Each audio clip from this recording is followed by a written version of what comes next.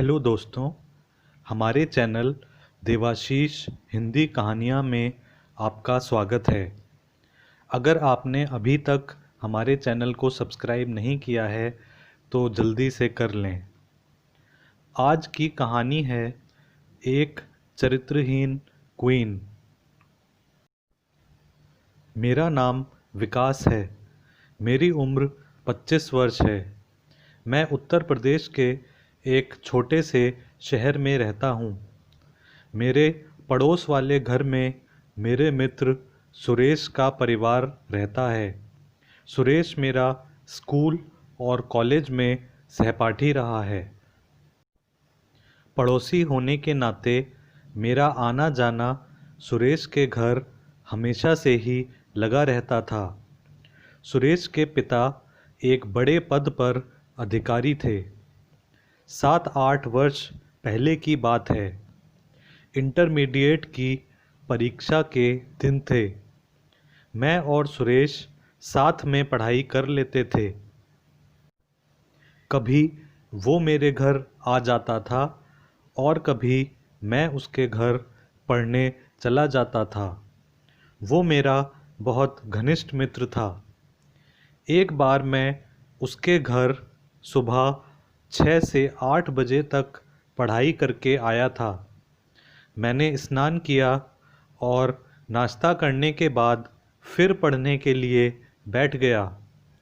तभी मुझे याद आया कि मैं अपनी नोटबुक सुरेश के घर ही भूल आया हूँ।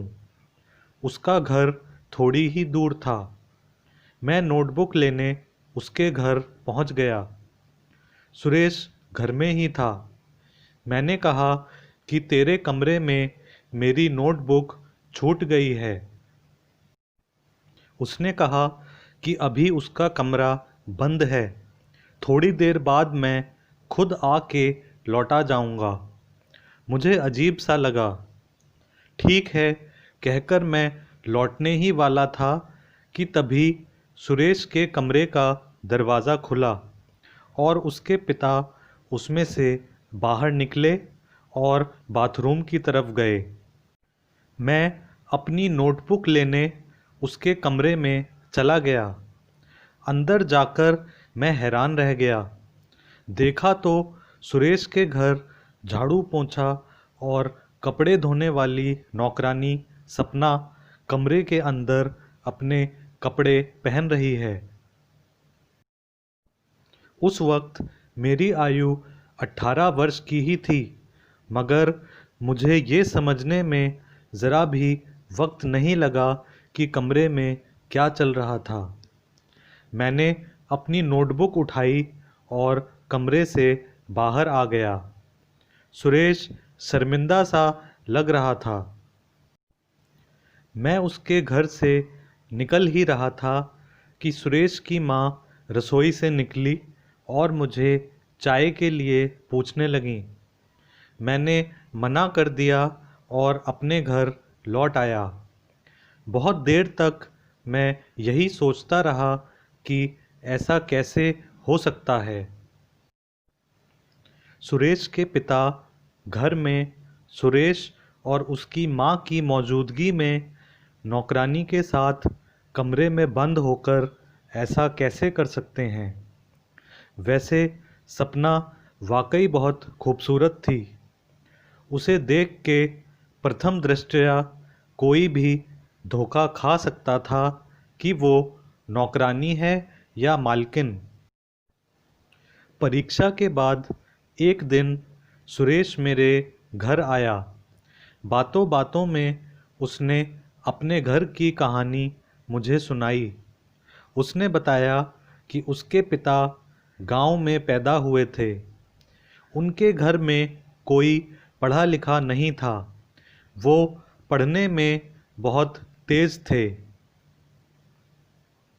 उन्होंने अपनी मेहनत और लगन के बल पर उच्च शिक्षा प्राप्त की और अधिकारी भी बन गए। सुरेश की माँ दिखने में बहुत ही साधारण थी, पतली दुबली और लंबाई भी बहुत कम थी। दूसरी तरफ सुरेश के पिता भी बहुत आकर्षक तो नहीं थे, मगर फिर भी वो औसत आकर्षक व्यक्तित्व के तो थे ही। उनकी शादी बिना उनकी मर्जी जाने सुरेश के दादाजी ने तय की थी।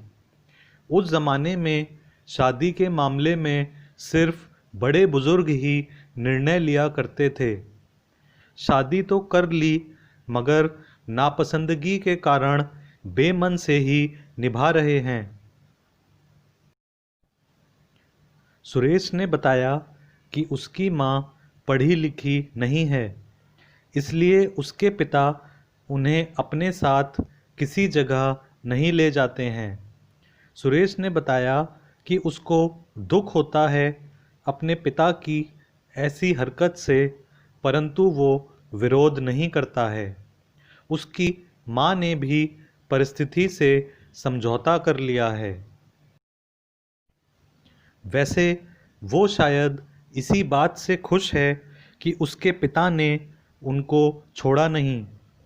वो घर में रुपए पैसे और गहने कपड़े की कोई कमी नहीं रखते हैं तथा अपने अन्य सारे दायित्व बखूबी निभाते हैं। फिर मैंने सुरेश से पूछा कि सपना तो शादीशुदा है, उसका पति विरोध नहीं करता, वो इस गलत काम के लिए तैयार कैसे हो गई। सुरेश ने बताया कि सपना और उसका पति इस गलत काम में पैसे के कारण सहयोग करते हैं। सपना का पति बेरोजगार और शराबी है। उसके पिता एक बहुत बड़ा खर्चा हर महीने सपना को देते हैं।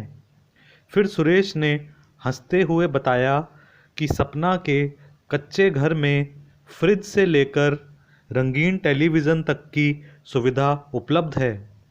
उसके पिता एक उच्च अधिकारी हैं और इसीलिए उन्हें साफ सफाई विशेष रूप से प्रिय है। वो सपना को ब्यूटी पार्लर के साथ साथ नए कपड़े भी उपलब्ध करवाते हैं। ये एक ऐसा समीकरण था जिसमें सबने अपने स्वार्थ के लिए समझौता कर रखा था। मैंने अपने दोस्त के परिवार का ये सच हमेशा अपने तक ही सीमित रखा है।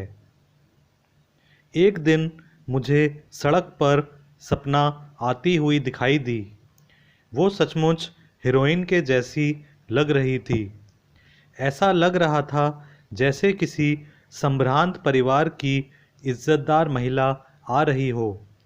हमारी कॉलोनी की कई महिलाएं सपना को घूर घूर के देखती रह जाती थीं। अपने आप को कितना मेंटेन रखती है। कुछ महिलाएं तो सपना को अपनी तरफ से नमस्ते भी कर लेती थीं। वो मुस्कुरा के निकल जाती थी। अब मैं दूसरे शहर में रहता हूँ। कभी कभी मैं देखता हूँ कि बहुत बड़ी कार से कोई गहने से लदी महिला उतरती है, मगर वो बहुत आकर्षक नहीं है। तो मुझे उस गरीब नौकरानी सपना की याद ताज़ा हो जाती है, जो किसी क्वीन से कम ना थी। कहानी सुनने के लिए धन्यवाद दोस्तों। अगली बार फिर मिलेंगे एक नई कहानी के साथ। अगर आपको ये कहानी पसंद आई हो तो इस वीडियो को लाइक करें, शेयर करें और चैनल को सब्सक्राइब करें।